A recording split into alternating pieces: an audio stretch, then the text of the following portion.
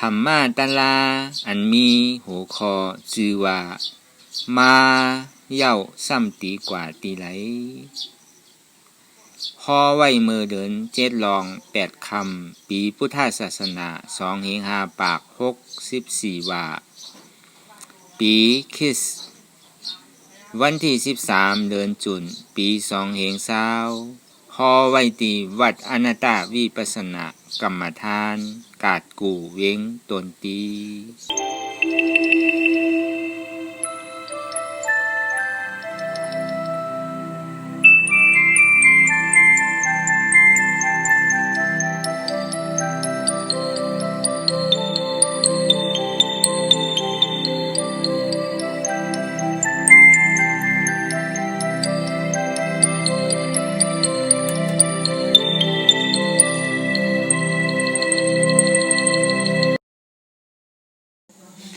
ก่อนดีนางปฏิวัติกูกรรมคำไหนขาวเขาอ่อนกันไวสาเหยียดนา3เจ้าก่อนผู้ทานตีผู้ทาเจ้านั้นกูเจมีเข้าคาไวขาอ๋อธรรมันตีธรรมนาตาเจ้านั้นกูเจ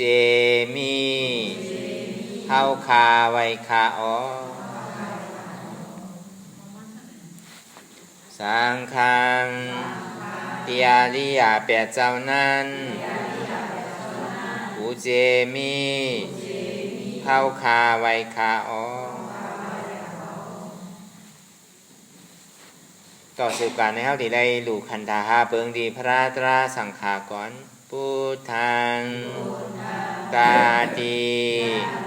คันธาหาเปิงปีแงบในดูต้านเจ้าออกธรรมังกาติคันธาหาเปิงปีแงบในดูต้านเจ้าออกสังฆังกาติคันธาหาเปิงปีแงบในดูต้านเจ้าออกต่อสื่อการในเฮาตีไรกันตัวที่อาเจ้าเขากูเจ้าก่อนไหนหนุ่มลงตีพื้นยาวกว่าจอมอาลีอาเจ้ากูเจ้าค่ะในยามมือไหลก็ดีอันค้าว่าผู้เสดกังกามลง3เปิงไหลวนพิษไหลลาดพิษไหลเฮ็ดพิษมาเจอนั่นแทนต่อบดปล่อยวางควางปันคาเฮาเขาอย่าให้เป็นอันตรายหลงอันเฮตามมาโผนิปานนั้นสกรรมติคานอสาธุสาธุสาธุ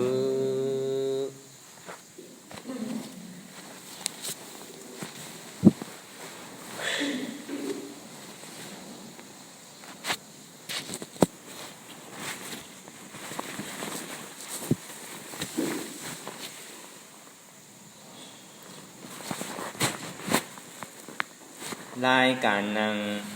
อนัตตวิปัสสนาภาวนาหาหันยอดทำอนัตตาในไหนอ่อนดังสุดในเกาะคือเฮานั่งขากายกุดขากว่าทับต่างขาซ้ายก็ไรอันนั้นขาซ้ายทับต่างขากว่าก็ไรก็ยาวไหนมือ2คอนต่างตักไว้ตัวเฮา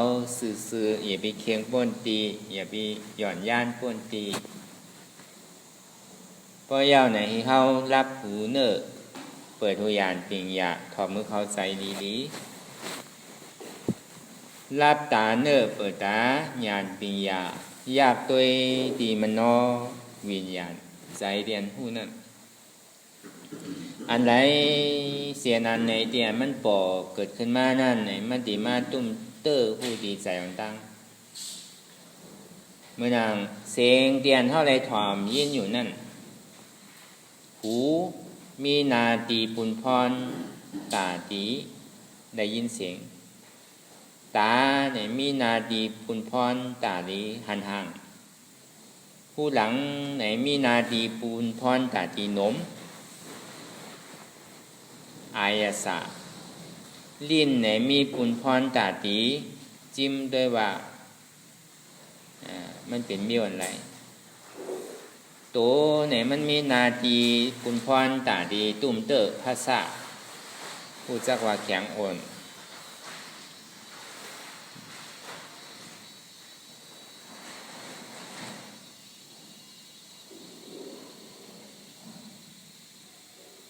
เมื่อนั้นเสียงดีเนี่ยก็ใครถ่อมหางหลีเนี่ยก็ใครหันหอมหนาเนี่ยก็ใครหนมลีกินหนาเนี่ยก็ใครกินลีเตอร์ลีนุงลีใส่หนาเนี่ยก็ใครเตอร์ใครนุงใครใส่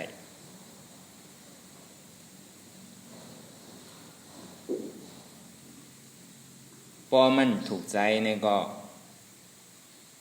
เสียงอ่ำดีพอมันถูกใจเนี่ยก็หางอ่ำดี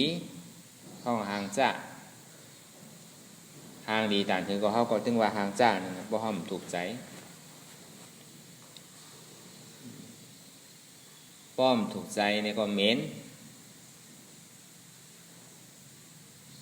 ผู้หลังเท่านั้นดินเท่านั้นเนี่ยพอจิ้มตัวเนี่ยเพราะว่ามันเจอกินเนี่ยก็ดีกินตัวเฮานั่นเนี่ยพอเฮาเจอเนี่ยก็แข็งป้นน่ะนักป้นน่ะ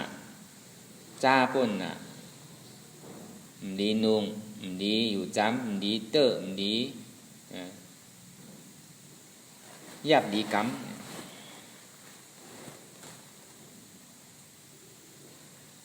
จองที่ว่าหูนั่นก็มันกึมตานั่นก็หางนั่นก็มันกึมอายโนมนั่นในก็มันกึมอายาสาตั้งกินนั่นในก็มันกึมตัวเตียนในตุ้มเตอร์อยู่นั่นในก็มันกึมให้อย่างไรว่ามันกึมน่ะอันเท่าอ่ำเจอถอมเจอยินนั่นเพราะอะไรยินอยู่กูวันก็ทำหมอเจอมาหนังเก่าสองนี้ว่าอันนำเจอถอมนั่นก็อ่ำมันกึมอันเท่าเจอถอมหมูนั่นในถอมหมูตึงวันตึงขึ้นก็อิ่มหมูสองนี้ว่าอันเจอนั่นก็อ่ำมันกึมตาเตียนได้หันห่างอยู่นั่นเองก็ตัวอยู่เพราะมันเจอตัวซ้ำได้หันอยู่ที่ตีเนี่ยก็ซ้ำหมอเจอมาหนังเก่า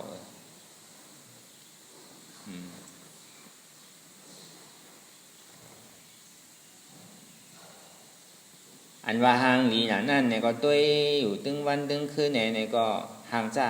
ตัวเก่าก็อิ่มหนังเก่าผู้หลังที่ได้หนุ่มนั่นเนี่ยก็อันว่าเมียนนั่นเนี่ยก็เพื่อการซ้ำที่ได้หนุ่มที่ติ๊กเนี่ยก็พอหึงเปลี่ยนถึงมากกว่าซ้ำหอมหนังเก่าอันมันหอมเหมือนนั่นนมหมูที่ติ๊กอันหอมนั่นก็อิ่มเหมือนหนังเก่าอายาสาตั้งกินเตียนเท่าเจอกินอยู่นั่นเนี่ยคือกินเมี่ยวเก่าเมี่ยวเหลียวกูขิงกูข้าวกูย่ำกูว่านอยู่ที่ติ๊กเนี่ยก็อิ่มเหมือนหนังเก่าอันเจอนั่นก็อันนำเจอนั่นเนี่ยก็เพื่อการที่ได้กินอยู่เนี่ยก็ซ้ำหมอเจอมาหนังเก่าเหมือนเตียนห้อมใครอยู่จำในสังอันห้อมใครนุ่งใครไว้นั่นในสัง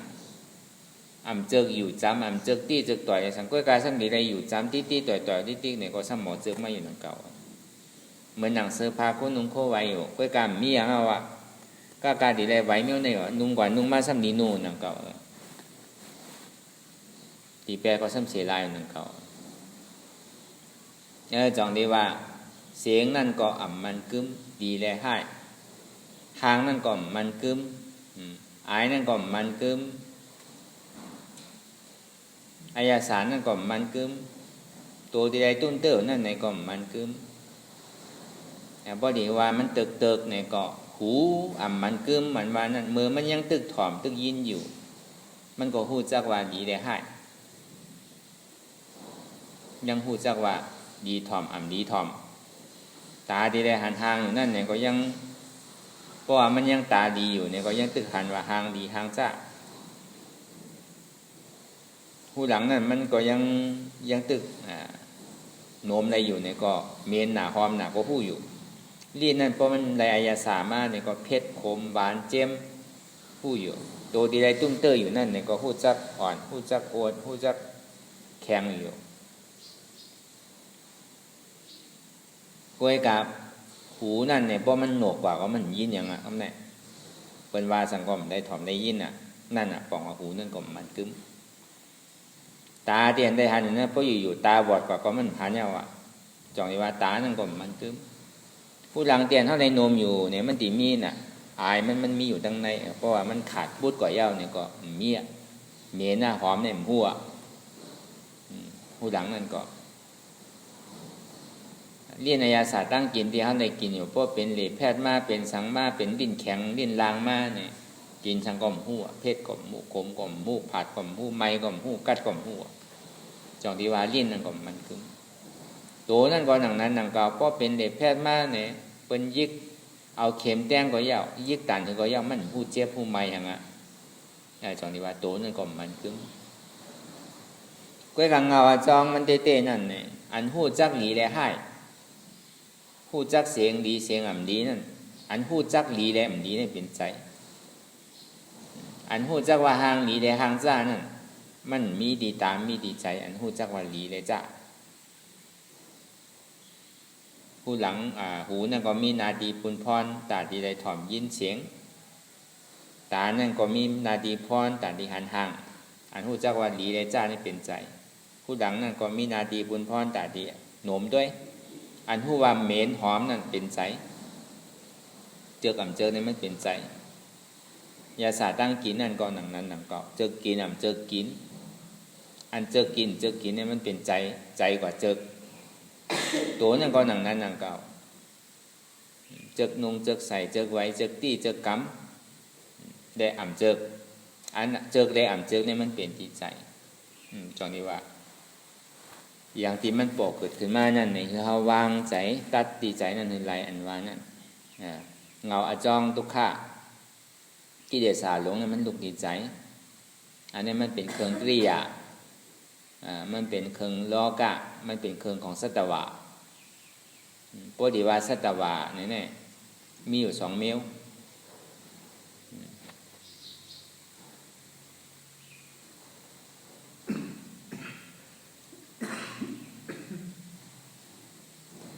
ตุกติปุ่ง4สัตวะในปองว่า7ว่าเป็นที่สัตวะเลเล่นอยู่ในวัฏสังสารห้องว่าสัตวะเลเล่นอยู่มีอยู่7ตีนั่นเป็นอย่างละอาเปสีปุ่มมี4เมืองโคงกลาง1เป็น5เมืองผี6โคงเป็น6เมืองสางหลูป้าเป็น7เนี่ยเป็นตีเรียนเหลของสัตวะก็ในพอมาสัตวะในตัวปรมาณไหนเปียงเนี่ยธาตุดินน้ำลมไฟ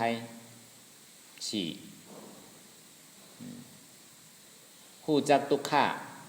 ห้องว่าตอมนัสสาเวทนา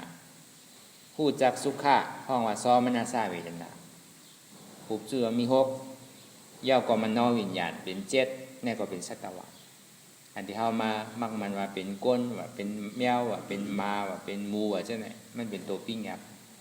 เพื่อกับก้นเนี่ยมันแม่นหล่อนต้อนเกเดี๋ยวเพิ่นก้นเนี่ยมันมีอย่างปียาตาที่ผู้หันตัดตาที่มาเป็นบุญข้ามพระเป็นเจ้าก็ดีไรมากเกิดเป็นก้นเกิดดีไรมากเฮ็ดสร้างบารมีอะไรเป็นถึงสมมาสัมพุทธาไรจากสุดท้ายนะตาที่มาเป็นยะหันตาเนี่ยก็ดีไรมากเกิดในเมืองโคงกลางตาที่ได้เป็นปัจเจกพุทธาเนี่ยก็ดีไรเกิดมาเป็นก้นตาที่มาเป็นอริยะตาดีกับเป็นก้นดีพีลีเป็นสร้างก็อันนี้มันเป็นที่หวานเจอหวานพันมันเป็นเส้นต่างหาเส้นตั้งเหมือนเอามือเฮาเฮ่ไว้เฮาที่กว่าตั้งไหลพอจี้ลงตั้งไตเป็นนิ้วก้อยอันนั้นปอกขึ้นอาเปสีภูมิเนี่ยเส้นตั้งเฮาที่ได้ป่องใจว่าที่ได้ป่องใจเสื่องนั่นคือละเนี่ย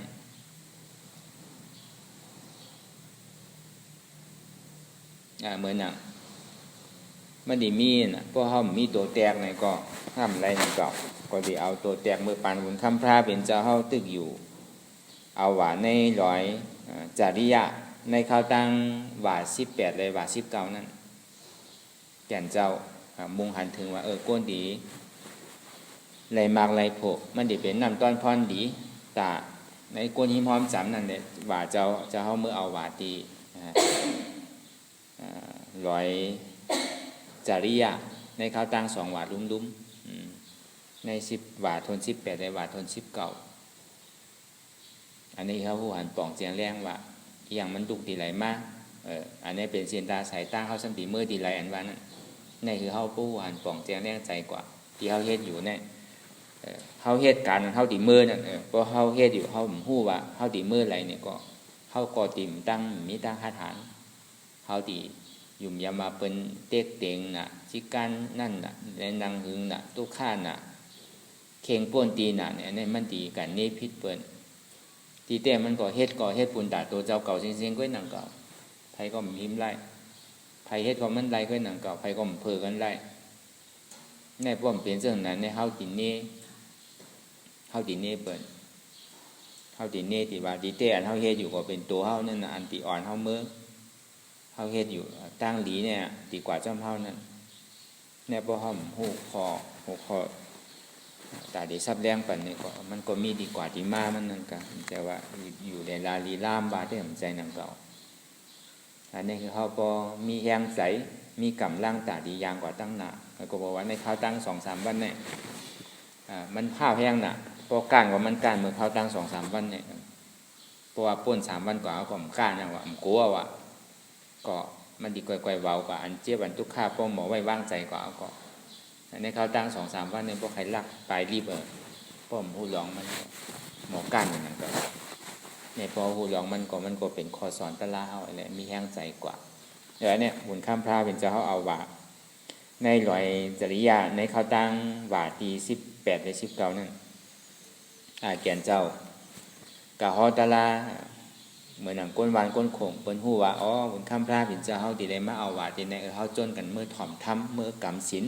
เมื่อจ้างวิปัสสนากรรมฐานก็ในมีวันหนึ่งเนี่ยห้องว่านางยิงต่อหุกเนี่ยก็ในบุญข้ามพระเป็นเจ้าก็ฮู้ว่ามันหันสะพอมันเป็นก้นดีผู้หันตะลาก้นอยู่ก้อยกายย่ำไปป่องแรงใจตะลาเตอะย่ำไปมีอันก็ปากนี้เตะเตอะบุญข้ามพระเป็นเจ้าสันติถามในกลางแก่บริษัทตั้งหลายในกลางเกมหมู่จุ้งก้นทั้งนำที่ได้มาถ่อมตะลาอ่านโหปากโหเหียงมันน่ะ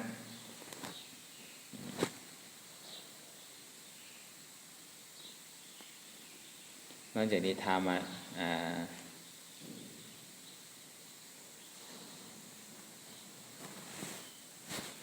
นางยิงอ่อนเนี่ยเมื่อลูกตีไหลมาเนี่ยนางยิงอ่อนเมื่อลูกตีไหลมาเนี่ยบุญข้ามพระเป็นเจ้าถามอ่ำหู้คาเมื่อจำดีกว่าดีไหลเนี่ยว่าอ่ำหู้คาเมื่ออ่ำหู้ห้าเนี่ยว่าหู้อยู่คาเมื่อหู้เต้เต้ห้าอ่ำหู้คาเนี่ยตอบ4 ข้อก็ในกลางเกก้นบริษัทตั้งเสียงนั่นเนี่ยจึงดีฮี่เซ่เน่ว่านั่งยิงอ่อนก็ไหนที่อย่างไรมาตอบกำพร้าเป็นเจ้าซึ่งในละดาลีว่าเป็นก้นหย่องเนี่ยก้นเตี้ยเมียวเนี่ยกลุ่มกาอุบโมอ่อนโอนกันไว้นั่นบุญข้ามพระเป็นเจ้าจึงดีว่าเตะเย็นในก่อนอุปาโสอุปาสิกาเขาย่ำไปตั้นถามนั่งยิงอ่อนในเตอว่ามันช่ำตอบข้อความมันในเฮียงในมันตอบเป็นที่ไหนมันซ้ำขึ้นทำนางนั่นขึ้นนางต่อหุกนั่น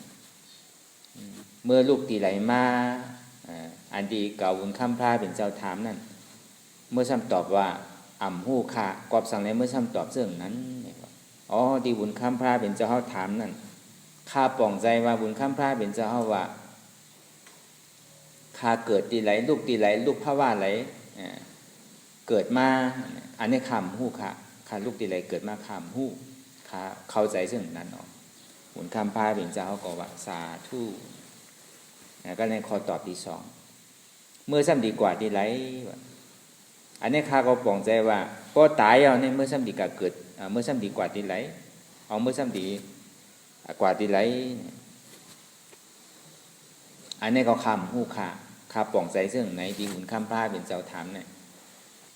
พระเป็นเจ้าก็สาธุ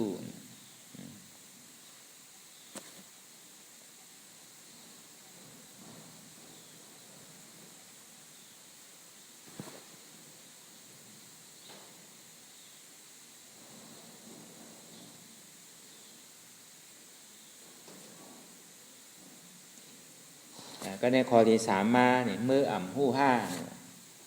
หู้อยู่คาออันเมื่อตอบเรื่องไหนในเมื่อเยี่ยงจู้อย่างนะ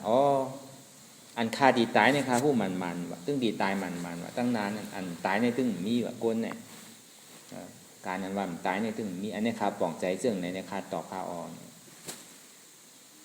คำพาเป็นเจ้าภาษาทูกำเนิดสุดมาเนี่ย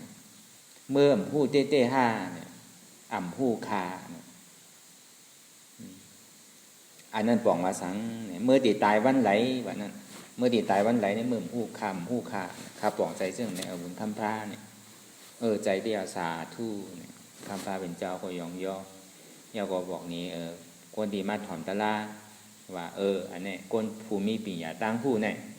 หันเฉพาะดีเป็นด้วยเกิดตายเอาพ่อมาเฉพาะตั้งหมดตั้งสิ่งเปลี่ยนว่ามาเหมือนเจ้านั้นใจเดียวเขาลุกตีไหลมาในภาวะจัดปานก้นเท่านั้นในจัดที่เงาเตะเตียนเขาเกิดมาในภาวะเขาลูกตีไหลมาเนี่ยเขาหูไหลเตะเขาเป็นสังเขาหูหลายจัดหลายปากหลายยังหลายล้านเขาลูกมาเขากลมหูไหลเขาลูกตีไหลมาในภาวะดีซับแรงเหมือนคำพระเป็นเจ้าจังดีเอาคอตอนโหตะล่าในแหละซับแรงนี่ปันว่าเขาหูเขาลูกตีไหลมาก็ในเขาสันดีกว่าได้แล้วเพราะเขาตายเอาในเขาสันดีกว่าเกิดเป็นสังอันนี้เขากลมหูไหลก็ในเขาดีตายอันว่านั้นตึ้งดีตายมันดิ่มมีไผดีรอดตายอันว่านั้นก็ในพอเขาตายเอาเนี่ยเขาซ้ำดีกว่าที่ไรเนี่ยอันนี้เขาก็หู้ไรหนังเก่าอันตายได้หู้อยู่เขาดีตายกูก็อันที่เขาหู้นั้นเหมือนหนังว่ามาเหมือนเจ้าดุกตีไรมาเปลี่ยนสังมาซ้ำมาเกิดในก่อมหู้ซ้ำดีกว่าที่ไรตีกับเป็นสังทางก่อมหู้ซ้ำดีตายวันไหลก่อมหู้ใน3 เปิงดิมหูอาจจะดียังจูตะลาหัวคอในแหละเอาเป็นคอสอนตะลากว่า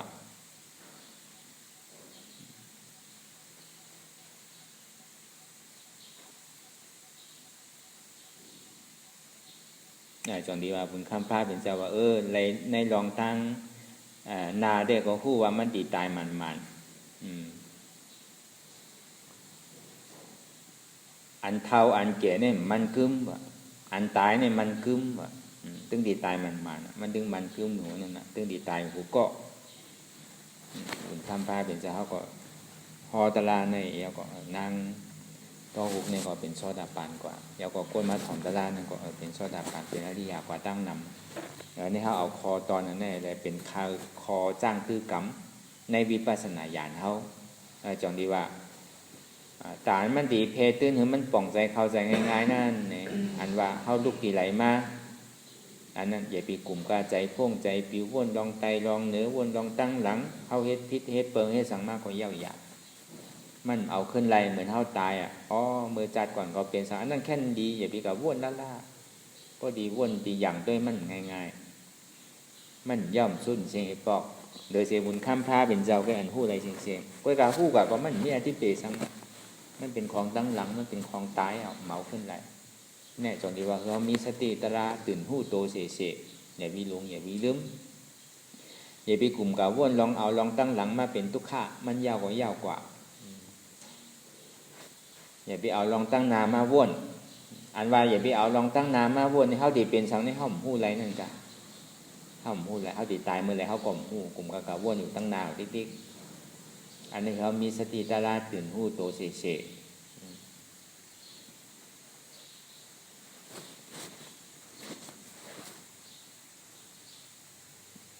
ก็ในพอเขาตายก่อนย่าเขาซ้ำดีกับเป็นสังเขาซ้ำใครไรสังเขาซ้ำใครเปลี่ยนสังอันนี้เขากล่อมหู้ไรเขาดีเป็นสังเขาไรเป็นสังเขาหู้ไรต้องดีว่า มันเป็นดองอันพ่วงปิวกว่าตั้งหลังในกว่าตั้งหน้าเปลี่ยนเฮาฮู้อะไรเนี่ยก็ต้องดีตายอยู่นั่นน่ะดีตายเมื่อไหร่เต็มฮู้เฮาต้องดีตายมันดีตายเนี่ยมันถึงมันกึมผมคำพาเป็นเจ้ายังชื่อว่าอันการตายเนี่ยถึงมันกึมว่ามันต้องดีตายถึงมันอันเฒ่าอันแก่เนี่ยมันกึมว่าอันหนุ่มอันเกิดอันหนุ่มอันเฒ่าอันแก่เนี่ยมันกึมว่าแหลกลายค่ายอยู่ว่าอันตายเนี่ยถึงมันกึมอยู่เนี่ยมันก็ปองเรื่องไหนนั่นก็ในเดียนเฮาย้อนปอกว่าทั้งหลังเสียนต่างโกนเฮานี่มันมีหาเสียนในเฮาปองเสียงแรงใจยินดีเสียนต่างนิ้วก้อยตั้งไตนั่นเนี่ยอย่างเข้าจู้อาเปสิภูมิก็เปิดว่าแห่งเป็นเงาก็เปิดตัวเดียววิจาหันพิษกลุ่มก็ใจลำใจกำเป็นโมหะต่อซาต่อพ่ายที่เนี่ยให้เฮากว่าตั้งไตผิดศีลผิดธรรมอยู่เนี่ยให้เฮากว่าตั้งไตเป็นนิ้วก้อยก็ในนิ้วนางนี่ที่เขาเป็นก้นการอันดีกว่าตั้งใจนี่มันง่ายมันไวน่ะโดยให้พิษศีลกว่าเนี่ยเส้นตั้งอันที่เขาถูกดีเฮ็ดนั้นเขาหมู่ฮู้ไรเสต้านเนี่ยก็เส้นตั้งอันการตานเขาดีเฮ็ดก่อนเนี่ยเขาก็ถูกดีฮู้อยู่การเขาเฮ็ดอันไรเขาดีกว่าซื่อหือเขาก็ถูกดีฮู้อยู่ก็ในการนิ้วนางเนี่ยห้องว่าอันนี้เป็นเส้นตั้งตาที่เกิดเป็นก้นเนี่ยอันตาที่เกิดเป็นก้นเนี่ยที่ได้มีศีลจืนใส่5 เส้นอาจ้องวันหลังเขาก็พอดีว่าเต้ก็เขาก็เฮ็ดศีลมาเขาจึงได้เกิดมาเป็นก้นเขากำศีลมาเลยเขาจึงได้มาเกิดเป็นก้นเนี่ยพอใครซ้ำขึ้นเป็นก้นขึ้นก็ที่ได้มีศีล5 เส้นเต็มทนที่เก๋มาเพราะว่าใครเป็นก้นบางก้นมีเพราะเขากับย่าเขากับดูเขาหมอยินหมอปันเบิ้นเครื่องก้างในขึ้นกว่าเป็นผีเครื่องก้างในเป็นสะเทหลงก็เดี๋ยวอันนั้นเขากับดูย่าพวกโกถอดแมทดูย่าพระเจ้าพุทธาในสังไก่ดูย่าพระเป็นเจ้าดูย่ายาหันตะอยู่งาอริยาเจ้าเขาเลยสังอันนี้มันหันอาโจกำเดียวอะมันโดไปหืนก็ตายก็กึ่งกลางก็เป็นเพียกึ่งกลางก็เป็นก้นมากมีกำเดียวเนี่ยพออยู่ย่านแมทนี่ก็อันนี้พอเขาอยู่ย่านแมทนี่ก็มันก็เป็นก้นโยโย่กว่าอันนี้ตาดีเกิดเป็นก้น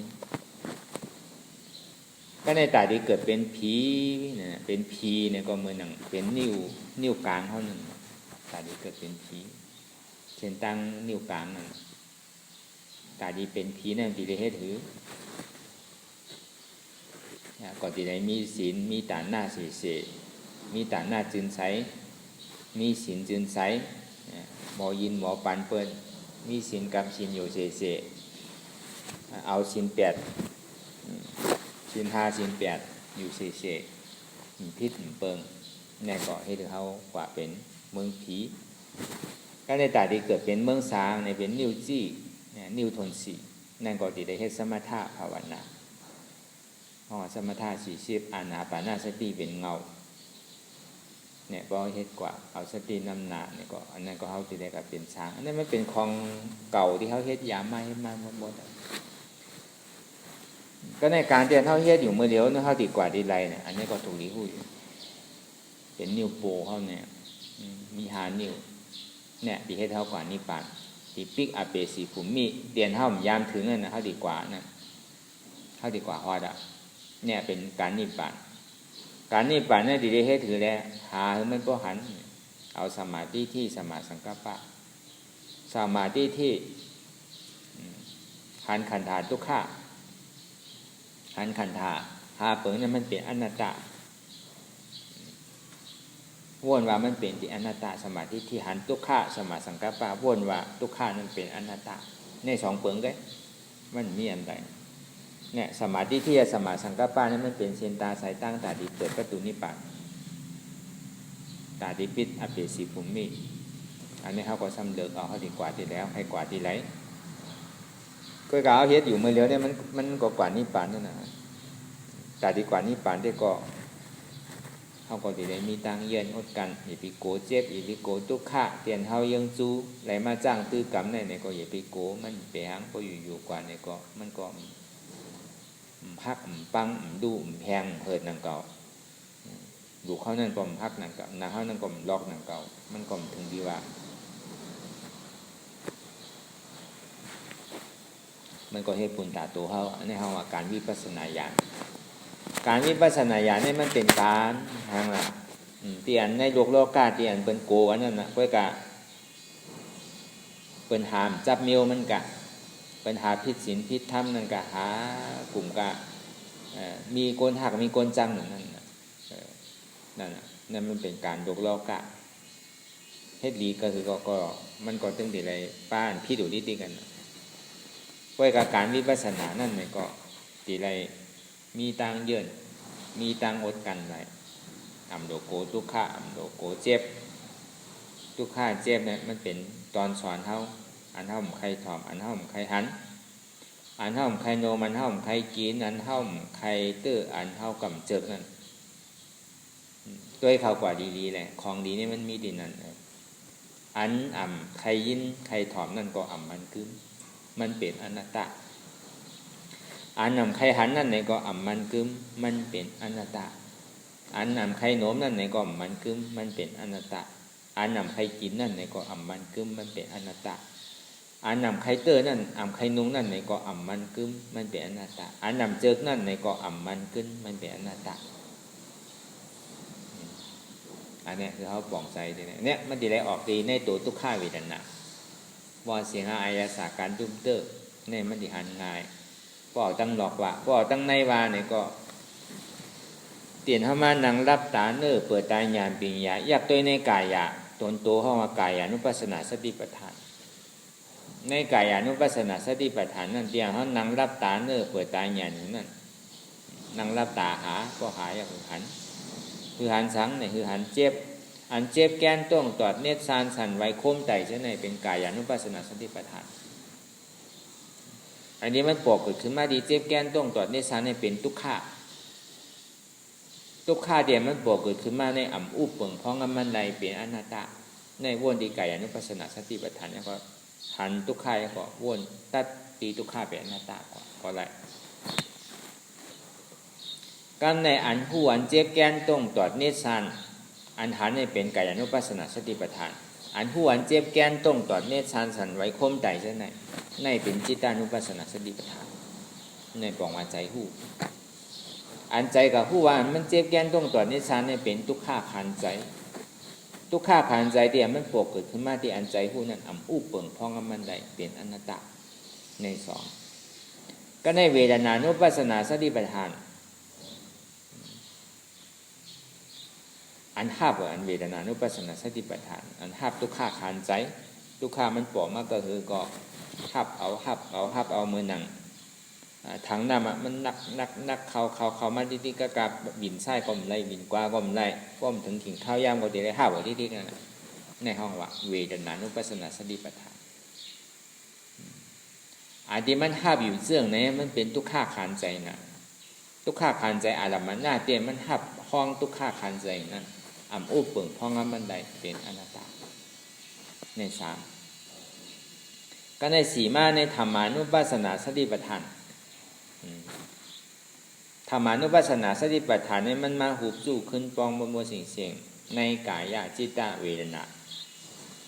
ในกายจิตตเวทนานั่นอ่ำมันกึ้มเงามันแห้งเนี่ยมันเป็นทุกข์ก็เพราะว่ามันอ่ำมันกึ้มแต่ดีว่าในกายจิตตเวทนานั่นมันเป็นทุกข์ก็บอกว่าในกายจิตตเวทนานั่นมันเป็นทุกข์ขันใจเลยอ่ำอุปเปิงพองงั้นมันใดในกายนุปัสสนาสติปัฏฐานนั่นก็เป็นอนัตตาในจิตานุปัสสนาสติปัฏฐานนั่นก็เป็นอนัตตา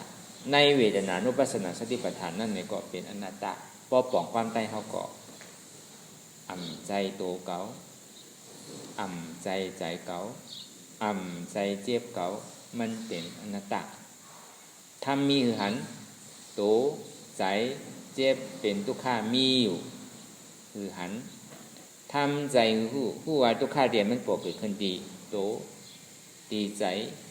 ตีเจ็บนั่นมันอ่ำใจตัวเก่าอ่ำใจใจเก่าอ่ำใจเจ็บเก่ามันเป็นอนัตตาเก่าอ่ำผู้เปิงพองมันใดมันเป็นอนัตตาเกิดขึ้นตั้งอยู่ย่อก็รู้กว่าเกิดขึ้นตั้งอยู่ย่อก็รู้กว่าอันเกิดขึ้นมานั้นมันแตกเหมือนหนังตาวันเตียนมันตื่นเจ้าไม่เอาก็นามึงโยกไม่เอาก็ตาวันคืนเพราะคืนยาวในเตียงวันก็ตั้งอยู่เพราะว่าจำไว้จำใจเนี่ยก่อยๆใจก็เหมือนพองยามมือเหลือเนี่ยโต๊ะแล้วในปองว่าเกิดขึ้นในกลางในเจ้าตั้งอยู่ในกลางวันโต๊ะกว่านั่นกลางคืนเกิดขึ้นตั้งอยู่รูปกว่าอันเกิดขึ้นในเป็นอนิจจาอัมมันกึ้มอันตั้งอยู่ในมันเป็นทุกข้าขันใสอันที่มันรูปกว่านั่นมันเป็นอนัตตาเราปองแจงแรงแต่กูเจอกูลองพ่อหันเฉพาะเนี่ยมันเป็นอนัตตาจริงๆตอนหนังตาวันก็เฮ็ดไรเป็นอนัตตาตอนหนังน้ำดินอินทาเนี่ยก็เฮ็ดเป็นอนัตตาเลยเสียงหลักไม่หมักตอกโคออกโคเนาตั้งแต่ตัวเขาเนี่ยก็มันเป็นอนัตตาเสียงอันนี้ห้องวัดธรรมานุปัสสนาสติปัฏฐาน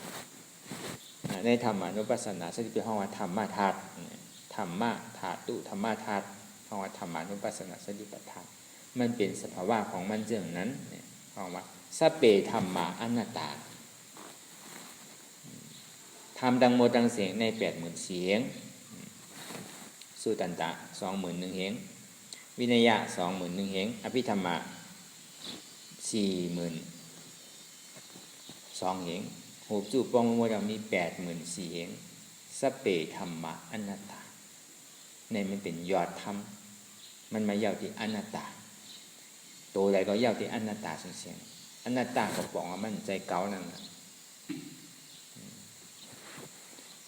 อันนี้เขาอันปองแจงแรงใจดีอยากด้วยในกายะส่วนตัวจะว่ากายะมึนตาเลยอยากด้วยเต็มใจกายะในวิปัสสนาในวิปัสสนาญาณเต้เนี่ยมันมีที่ในเชียงในกายะจิตตาวิญญาณธรรมะมันอยู่ที่ในเชียงอันนี้ก็คือเขาวนยาวๆข้าวยาวเหมือนหืงอย่าไปว่าไพ่อย่าไปว่าเทิงเตียนเฮาหันเตียนเฮาวนเตียนเฮาวนเตียนเฮาหันนั่นคือมันเพียงเป็นกันกว่าวนต่อถึงเจ็บนั่นปอสุดเสียงเกงหายกว่าวนต่อถึงทุกข้านั่นปอสุดเสียงเกงหายกว่าตัดต่อถึงอัตตานั่นปอตกปุดขาดกว่าในก็อ่ำลงอ่ำดึงอะไรที่มันปอกเกิดขึ้นมานั่นในก็คือเราหมอวนว่างแตกตัดเป็นอนัตตาได้